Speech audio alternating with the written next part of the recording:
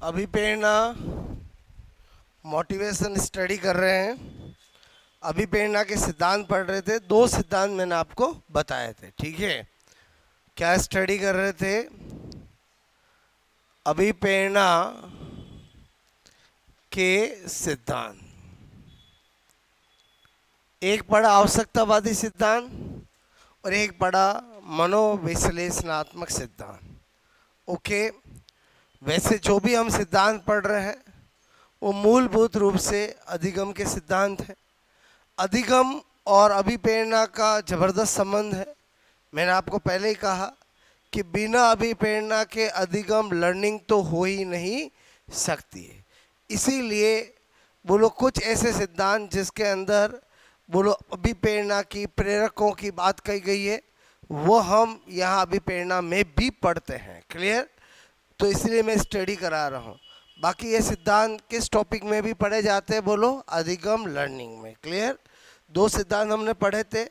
आवश्यकतावादी सिद्धांत बहुत इम्पॉर्टेंट था, इब्राहिम मैस्लो का था, जिसमें इब्राहिम मैस्लो ने 5 आवश्यकताएं बताई है, सबके लिए बताई है। लेकिन कहा कि हर व्यक्ति अपने जीवन में पांचों आवश्यकताओं को प्राप्त नहीं कर पाता है। कुछ लोग एक दो आवश्यकता में ही प्राप्त कर पाते हैं, कुछ 3, कुछ 4 और बहुत कम होते हैं जो 5वीं आवश्यकता तक पहुंच पाते हैं। और सभी आवश्यकताओं का क्रम फिक्स है।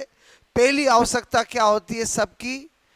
बोलो शारीरिक आवश्यकता, जैविक आवश्यकता, कि सबको बोलो भोजन चाहिए, भूख लगती है, सबको पानी चाहिए, प्यास लगती है, सबको ऑक्सीजन चाहिए। तो ये जो जितनी भी चीज़ें हैं वो बायोलॉजिकल नीड है, हमारी जैविक आवश्यकता है, शारीरिक आवश्यकता है। क्लियर? जब व्यक्ति को लगता है कि मेरी रोटी और बोलो कपड़ा का काम हो गया है, तो फिर उसकी आवश्यकता क्या आती है? सुरक्षा, कि भाई मेरा एक मकान भी होना चाहिए जिसमें मैं सुरक्षित रहूं। क्लियर? तो इसका मतलब वो दूसरी आवश्यकता क्या होती है? सुरक्षा, प्रोटेक्शन की। जब व्यक्ति को दोनों आवश्यकताएं पूरी हो जाती है तो वो किस आवश्यकता की तरफ भागता है? प्रेम, कि यार मैं किसी को प्यार करूं, लोग मुझे प्यार करें। क्लियर? तो जब तीसरी आवश्यकता भी पूरी हो जाती है तो वो चौथी आवश्यकता सम्मान की तरफ भागता है, कि यार अब मैं ऐसा कोई काम करूं जिससे समाज में मेरा सम्मान मिले, रेस्पेक्ट मिले। क्लियर? और जब चौथी आवश्यकता पूरी हो जाती है तो वो किस आवश्यकता की तरफ भागता है? आत्मसिद्धि की तरफ, आत्मा परमात्मा की तरफ। क्लियर? तो 5 आवश्यकताएं मैंने बताई और एक ट्रिक बताई जिससे आपका काम हो गया था। क्या ट्रिक बताई? कि वर्तमान समय में बहुएं सासुओं को परेशान करती है, न कि सासुएं बहुओं को परेशान करती है। कौन किसको परेशान करती है? बोलो। बहुएं सासुओं को। और कैसे परेशान करती है? कि ज़्यादा यूँ ए वो करा तो मैं आपके बच्चे को लेके चली जाऊंगी। बोलो बात समझ में आए? फिर आप अकेले रह जाओगे। तो इसी दर्द को मैंने बयां किया है किस ट्रिक से? कि सासू के है प्रेम सम्मान की आवश्यकता अब मेरी। तो सासू से पहली दो आवश्यकता, सा यानी शारीरिक, सु यानी सुरक्षा। बोलो कहे प्रेम यानी प्रेम की, और सम्मान यानी सम्मान की, और आवश्यकता यानी यानी आत्मसिद्धि। और सिद्धांत, किस सिद्धांत में बातें कही गई? आवश्यकतावादी सिद्धांत। किसने कही? अब मेरी, यानी इब्राहिम मैस्लो। क्लियर? मनोविश्लेषणात्मक सिद्धांत पढ़ा, साइको एनालिटिकल थ्योरी जो सिगमंड फ्राइड का था। मैंने आपको 3 बातें बताई। बोलो एक बताया कि इन्होंने बोलो मन की व्याख्या की, आइसबर्ग हिमशैल से की, बर्फ की चट्टान से की, और कहा कि मन का जो चेतन भाग, अर्चेतन भाग और अचेतन भाग के बारे में बताया कि जो भी हमारी वास्तविकताओं से संबंध होता है, जो चीज़ें हमें याद रहती है वो हमारे किस माइंड में रहती है? चेतन मन में। जो हम चीज़ें भूल जाते हैं वो किस में होती है? अचेतन में। जो थोड़ा याद करने पर याद आ जाती है वो अर्धचेतन में। कॉन्शियस माइंड, सब कॉन्शियस माइंड और अनकॉन्शियस माइंड। बहुत अच्छे से मैंने आपको समझाया था। क्लियर? और मैंने कहा चीज़ें हम ज़्यादा भूलते हैं, याद कम रहती है। इसका मतलब माइंड का कौन सा पार्ट बड़ा होता है? हमेशा अचेतन मन बड़ा होता है। Clear? It ego super ego के बारे में बताया। और मैंने आपको बताया कि बोलो सिगमंड फ्राइड ने मूल प्रवृत्तियाँ, जीवन मृत्यु मूल प्रवृत्ति के बारे में बताया। क्लियर? तो ये हमने स्टडी किया था। आगे करें बोलो। फिर मैं आपको सिद्धांत पढ़ा रहा हूँ। मैंने कहा तीसरा सिद्धांत कौन सा? उद्दीपन अनुक्रिया सिद्धांत, ठीक है। उद्दीपन अनुक्रिया सिद्धांत मतलब स्टिमुलस रेस्पॉन्स, ठीक है, थ्योरी, जिसको हम प्यार से क्या बोलते हैं, SR थ्योरी। क्लियर।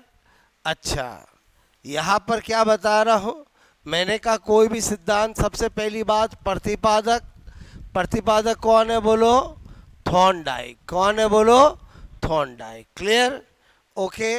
और ये सिद्धांत हम अधिगम में भी पढ़ते हैं, क्योंकि कहीं भी पूरी साइकोलॉजी में आए SR थ्योरी तो थॉर्नडाइक की होगी बोलो, और किसकी होगी, थॉर्नडाइक की। क्लियर। क्या बताया इस सिद्धांत में, मेन चीज समझो। मैंने कहा बोलो नंबर 1, पहली बात प्रतिपादक तो मैंने आपको बता दिया।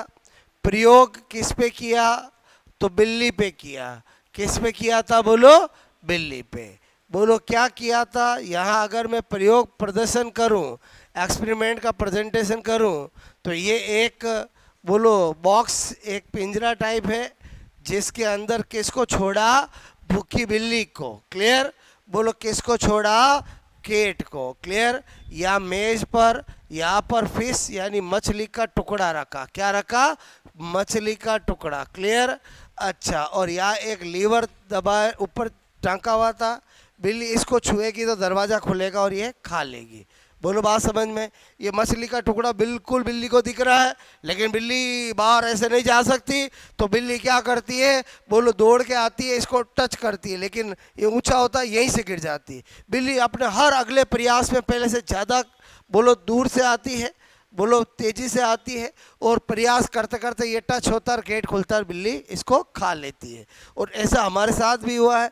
जब छोटे थे, कोई दीवार बोलो उधर जाना था, और हम थे छोटे, तो बोलो एक बार में जा नहीं पाते थे, जब अगली बार आते थे और ज़्यादा तेज़ दौड़ के आते थे, और समझे से कहीं पर टच करते थे वापस गिर जाते थे। यही हाल बिल्ली का यहाँ हुआ। तो मेरे कहने का मतलब इसी को इन्होंने उद्दीपन अनुक्रिया सिद्धांत, ये क्या दिख रहा है, उद्दीपन, ये क्या है बोलो S, और इस फिश को खाने के लिए ये जो बिल्ली कर रही है वो क्या है, R है। बोलो क्या है, R है। बोलो बात समझ, वापस समझना। ये जो फिश दिख रही है वो इस बिल्ली के लिए क्या है, स्टिमुलस है, उद्दीपन है, और इस फिश को खाने के लिए वो जो भी प्रयास कर रही है वो सब क्या, R है। R मतलब रेस्पॉन्स। थॉर्नडाइक ने कहा कि जब सामने उद्दीपन होता है तो प्रतीक अपने आप ही अनुक्रिया करने लगता है। तो थॉर्नडाइक के इस सिद्धांत के हजारों प्रैक्टिकल एग्जाम्पल है। हम छोटे से बड़े हुए, हमें स्विमिंग सीखनी थी, हमें स्कूटर सीखना था, हमें साइकिल सीखना था, शर्ट के बटन लगाने सीखना थे, टाई बांधना सीखना, हर एक के अंदर यही सिद्धांत लागू होता है। क्लियर। क्या हम एक बार में बटन लगाना सीख जाते क्या, नहीं। जब छोटे थे ऊपर वाला नीचे लग गया, नीचे वाला ऊपर लग गया, और ऐसे होता था कि नहीं होता था बोलो। क्लियर। साइकिल चलाना सीखा तो पहले बार बार त्रुटि होती और फिर प्रयास किया तो सीख गए। स्विमिंग हो, हर एक में ऐसा ही होता है। तो ये सारी जगह कौन सा सिद्धांत लागू होता है, यही उद्दीपन अनुक्रिया सिद्धांत। क्लियर। तो मैं क्या बताना चाह रहा हूं, यहां पर मैंने कहा बोलो यहां पर नंबर 3 इस सिद्धांत, ठीक है, के अन्य नाम, अन्य नाम में हम क्या कह सकते हैं, इसी को प्रयास, ठीक है, त्रुटि बोलो का, त्रुटि का सिद्धांत, ठीक है। बोलो एफर्ट्स एरर थ्योरी भी कहते हैं, प्रयास, और ये तो नाम सुना होगा ना, प्रयास और त्रुटि का सिद्धांत। प्रयास और मैंने कहा त्रुटि का सिद्धांत बहुत पॉपुलर है। ये बोलूं या ये बोलूं एक ही बात है। फिर थॉर्नडाइक इतने में रुका नहीं। थॉर्नडाइक ने अपने सिद्धांत में 3 उप नियम दिए, 3 मुख्य नियम दिए। बोलो मेन नियम तो इसका क्या है बोलो, उद्दीपन अनुक्रिया सिद्धांत। इसी में बोलो आपसे मैं कहूँ थॉर्नडाइक, ठीक है, थॉर्नडाइक ने 3 बोलो मैंने कहा उप नियम, ठीक है, बोलो सब बोलो लो, ठीक है, उप नियम या 3 मुख्य नियम, ठीक है, दिए। अच्छा वो कौन से दिए, पहला, ठीक है, यहाँ पर मैंने कहा अभ्यास, ठीक है, अभ्यास, ठीक है, का नियम। अच्छा दूसरा क्या दिया बोलो, तत्परता, ठीक है, का नियम। ओके। और तीसरा दिया प्रभाव, ठीक है, का नियम। बहुत सी बार एग्जाम में पूछा गया है थॉर्नडाइक ने कौन सा उपनियम नहीं दिया, तो यही तीन ऑप्शन, एक और कोई होता है कौन सा उपनियम दिया। तो आपको उसके लिए तो मैं ट्रिक बता देता हूँ। ट्रिक मैंने लिखा है, बोलो एटीपी। बताओ साइंस में एटीपी कभी आता है कि नहीं आता है, बोलो। अरे एटीपी आता है, करेंसी ऑफ सेल। अरे बोलो समझे। तो मैंने कहा ए का मतलब क्या हो गया, अभ्यास, क्लियर। अच्छा, टी का मतलब क्या हो गया, तत्परता। और पी का मतलब क्या हो गया, प्रभाव। बोलो नाम तो याद हो जाएंगे। ज़्यादातर तो यही क्वेश्चन आता है कि थॉर्नडाइक ने कौन सा उपनियम दिया है और कौन सा नहीं दिया है, क्लियर। तो आई थिंक ये तो नाम याद हो जाएंगे, एटीपी। अब आ जाते हैं अपन इनमें क्या बताया है। तो अभ्यास के नियम को यूज एंड डिसयूज से संबंध किया। बोलो क्या बताया कि जिस चीज़ का हम ज़्यादा अभ्यास करते हैं, ज़्यादा उपयोग करते हैं, वो चीज़ हमारी क्या हो जाती है, बोलो अच्छे से हमारी रूटीन में आ जाती है। और जिसका हम अभ्यास नहीं करते, डिसयूज करते हैं, तो वो क्या होता है, हमारे अभ्यास में नहीं आती है। मतलब क्या कहना चाहता है कि किसी इंसान ने सपोज मोटरसाइकिल चलानी सीखी, क्लियर, सीखी, क्लियर, लेकिन उसको अभी मन से कॉन्फिडेंस नहीं है, क्लियर। अगर वो व्यक्ति बोलो आपसे मेरे को एक दो बार ऐसे ही चलाया और बोलो फिर एक साल दो साल नहीं चलाया, तो फिर कभी चलाएगा तो किसी को गिराने का चांस है। और यही अगर सीखा 4-6 महीने तक चला ली, बोलो बात समझ, खतरनाक अभ्यास हो गया, यूज कर लिया, फिर भले 10 साल भी नहीं चलाए ना, तो भी वो चला सकता है। और समझे, बोलो क्लियर। तो इसका मतलब अभ्यास के नियम, ये उपयोग, ठीक है, और अनुपयोग, ठीक है, अनुपयोग से संबंधित, ठीक है, संबंधित है। देखो यही लाइनें एग्जाम में पूछी जाती है कि थॉर्नडाइक का कौन सा उपनियम यूज एंड डिसयूज, उपयोग अनुपयोग पर आधारित है। तो आंसर क्या होगा, बोलो, और अभ्यास का नियम, ठीक है। अच्छा, आ जाते हैं, बोलो तत्परता का नियम। यह नियम, ठीक है, परिपक्वता, मैच्योरिटी, ठीक है, मैच्योरिटी, बोलो पर बेस्ड है, आधारित, ठीक है, आधारित, ठीक है। मैंने कहा बेस्ड। कैसे आपको पूछा जाएगा, मेरे कहने का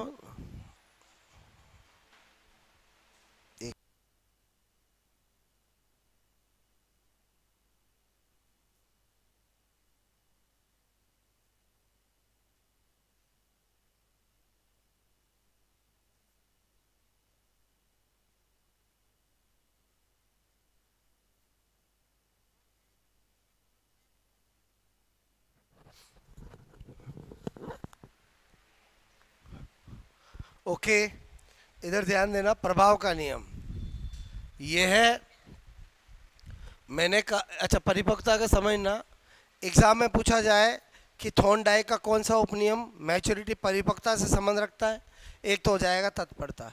इसमें दो पॉपुलर एग्जाम्पल है जो अक्सर एग्जाम में आते हैं कि एक बच्चा है सपोज एट 1 साल का, क्लियर, उसको फुटबॉल के मैदान में ले जाकर खड़ा किया जा सकता है। बोलो वो खेलेगा नहीं खेलेगा, वो किस पे डिपेंड करेगा, परिपक्वता पे। क्योंकि वो तत्पर कब होगा, बोलो जब परिपक्व होगा। वापस समझो क्या बोल रहा हूँ, तत्पर कब होगा, बोलो जब परिपक्व होगा। और समझे, बोलो क्लियर। एक घोड़ा है, उसको आप पानी के किनारे ले जाके खड़ा कर सकते हो, पानी पीना नहीं पीना क्या इस पर निर्भर करेगा, उसकी तत्परता पे निर्भर करेगा, क्लियर, ओके। फिर है प्रभाव का नियम, यह नियम संतोष, ठीक है, संतोष मतलब क्या, सेटिस्फैक्शन, ठीक है, पर निर्भर करता है, ठीक है। मेरे कहने का मतलब है कि आपने कोई भी काम सीखा है या आप कोई भी लेक्चर देख रहे हो, अगर आप बोलो सेटिस्फाई हो गए ना, तो ही आप पर उसका प्रभाव पड़ेगा। बोलो मैं क्या बता रहा हूँ, अगर आपको संतोष पूर्वक लगेगा तो ही आप क्या होगे, बोलो प्रभावित होंगे। मेरी बात समझ में। तो प्रभाव का संबंध किससे, बोलो संतोष। संतोष का मतलब क्या होता है, सेटिस्फैक्शन, ठीक है। तो ये बोलो 3 उपनियम किसने दिए, थॉर्नडाइक ने, क्लियर। अच्छा, अब वापस समझना, मैंने कहा थॉर्नडाइक और रुका नहीं, थॉर्नडाइक ने 5 गौण नियम भी दिए। ये तो क्या थे, उपनियम। गौण नियम मतलब छोटे नियम, क्लियर। तो मैंने कहा थॉर्नडाइक, ठीक है, ने 5 गौण नियम, ठीक है, गौण नियम बोलो भी दिए, ठीक है, बोलो दिए। इंग्लिश में क्या बोलते हैं गौण नियम को? 5 सेकेंडरी लॉ, ठीक है, बोलो क्या बोल रहे हैं? Secondary law. गौण नियम को इंग्लिश में क्या बोलते हैं? Secondary law. समझ जाओगे? बोलो आपको, बोलो क्या लिखा मैंने? 5, बोलो सेकेंडरी, ठीक है, मैंने कहा सेकेंडरी लॉ। ओके, अच्छा इधर ध्यान देना, मेरे कहने का मतलब 5 गौण नियम कौन से दिए? तो क्या होता है हम भूल जाते हैं, जैसे मैं अभी आपको नाम लिख देता हूँ, ओके, और होता है क्या भूल जाते हैं, तो लॉजिक बहुत जरूरी है। पहला दिया बहु अन्योन्य, ठीक है, क्रिया बोलो का नियम, ठीक है। अच्छा फिर क्या दिया? आंशिक आंशिक आंशिक बोलो अनुक्रिया, ठीक है, का नियम। ओके, इसी तरह से दिया मन स्थिति, ठीक है, या मनोस्थिति, मन स्थिति, ठीक है, का नियम। ओके, और फिर दिया समानता, समानता का नियम। क्लियर? और इसी तरह से दिया साहचर्य परिवर्तन का नियम, ठीक है, परिवर्तन का नियम। अब ये सब चीज़ें मुझे कैसे याद रहती है, वही मैं तरीका आपको बता रहा हूँ। एग्ज़ाम में क्या आता है कि थॉर्नडाइक ने कौन सा गौण नियम नहीं दिया है या कौन सा दिया है, तो अब आप गौण नियम पूछेंगे तो गौण नियम टिक करना पड़ेगा, उपनियम पूछेंगे तो उपनियम टिक करना पड़ेगा। तो मेरे कहने का मतलब ये कैसे याद रखेंगे, तो यहाँ पर क्या ट्रिक बता रहा हूँ, ध्यान से समझो। मैंने कहा हम रहते इंडिया के अंदर राजस्थान में, और हमारे राजस्थान में क्या है कि बोलो थोड़ा बहुत भी किसी का कमर दर्द, बदन दर्द, सिर दर्द होता है तो किससे ठीक क्या लगाते? बोलो बाम। अरे बोलो क्या किससे काम चला लेते? हाथ कट जाता तब नहीं, थोड़ा बदन दर्द, सिर दर्द, हाथ दर्द होता है तो क्या लगाते? बाम लगाते। क्या लगाते? बाम। और सोचते कि बाम सॉल्यूशन हमारे लिए क्या है? सही है। तो देखो यहाँ पर भी गौण का मतलब क्या होता है? छोटा, और कम। गौण मतलब समझ के बोलो, गौण, गौण का मतलब क्या होता है? कम। ओके, हम कहते हैं ना ये सेकेंडरी है, सेकेंडरी मतलब बोलो थोड़ा कम है, इंपॉर्टेंट है। क्लियर? तो ऐसे गौण मतलब क्या होता है? कम। तो मैंने कहा यहाँ पर क्या ट्रिक लिखी? बाम सॉल्यूशन सही है, ठीक है। क्या ट्रिक लिखी? बोलो बाम सॉल्यूशन सही है। अब देखो पहला बी से क्या हो गया? बहु अन्योन्य क्रिया का नियम, समझ में आया? बोलो। अच्छा ए से क्या हो गया? आंशिक अनुक्रिया का नियम। एम से क्या हो गया? मन स्थिति का नियम। क्लियर? एस सॉल्यूशन, एस से क्या हो गया? बोलो, बोलो क्या हो गया? समानता का नियम। अगेन एस से क्या हो गया? बोलो साहचर्य परिवर्तन का नियम। बोलो बात समझ में है? अब आपको मैंने कहा आपको लिखना था ही नहीं, आपका एग्जाम ऑब्जेक्टिव है। बोलो आपके माइंड में लॉजिक होगा तो पता चल जाएगा। पूछा कौन सा उपनियम बोलो है, कौन सा गौण नियम है, तो बताओ मिक्स कर देंगे। अगर गौण नियम नहीं है तो इनमें से 3 और 1 कौन सा दे देंगे, और उपनियम वाला दे देंगे। अरे ऐसे ही तो एग्जाम में आता है ना। तो आपको मैंने कहा ये ट्रिक आपको समझ में, बाम सॉल्यूशन सही है। क्लियर? अब समझो बहु अन्योन्य क्रिया का नियम। थॉर्नडाइक कहता है जब भी हमारे सामने कोई जटिल समस्या आती है तो क्या वो एक बार एक क्रिया से सॉल्व हो जाती है क्या? नहीं। बोलो उसके लिए बहुत सारे एफर्ट्स लगाने पड़ते हैं। एक सिंपल क्वेश्चन और एक कॉम्प्लेक्स क्वेश्चन। बताओ कॉम्प्लेक्स क्वेश्चन के अंदर 2-3 फॉर्मूले लगते हैं, मोर देन 1 स्टेप होती है। तो जब भी बहु अन्योन्य क्रिया का नियम कब लागू होगा? जटिल जटिल समस्या, ठीक है, समस्या के लिए। और किसके लिए होगा? बोलो जटिल समस्या के लिए। आंशिक अनुक्रिया का नियम, बोलो कोई सरल समस्या आती है तो हम थोड़ी सी क्रिया करते हैं, एक बार में सोल्व हो जाता है। तो ये किसके लिए? बोलो सरल समस्या, ठीक है, बोलो के लिए। आपको मेरी बात समझ में? For complex problem, for simple problem. समझे ही समझे? बोलो क्लियर? मन स्थिति का नियम, बोलो थॉर्नडाइक कहता है हम जब भी कोई चीज़ सीखते हैं, लर्निंग करते हैं, तो हमारी मन स्थिति सही होनी बहुत ज़रूरी है। बेटे क्लास में हो ना, आपका मन फतेह सागर पे है, हाँ नहीं सीख सकते हो। और मन स्थिति का मतलब समझ में आया? बोलो कि जब भी आप लर्निंग करते हो तो आपकी मन स्थिति कहाँ होनी चाहिए? लर्निंग प्लेस पे होनी चाहिए। क्लियर? समानता का नियम क्या कहता है कि जब भी हम कोई चीज़ सीखते हैं तो हम छोटे से बड़े हुए हैं तो थोड़ी बहुत इंफॉर्मेशन हमारे माइंड में रहती है, मेरी बात को समझना। तो हम क्या करते हैं, हमारे माइंड से बोलो जो भी आपको बताया जा रहा, जो भी लर्निंग करते हैं उससे क्या करते हैं? सिमिलरिटी करते हैं। और बोलो क्या करते हैं? सिमिलरिटी करती है और सीखते हैं। क्लियर? और उसके साथ जब हम सीख जाते हैं तो जब हमारे एग्जाम में वैसा क्वेश्चन आता है तो फिर हम क्या करते हैं, जो सीखा हुआ उससे सिमिलरिटी करते हैं और सेकंडों में टिक कर देते हैं। समानता का नियम समझ में आया बोलो। और साहचर्य परिवर्तन का नियम क्या होता है कि बोलो, थॉर्नडाइक कहना चाहता है कि कोई नहीं है सामने, उसका भी फील करना।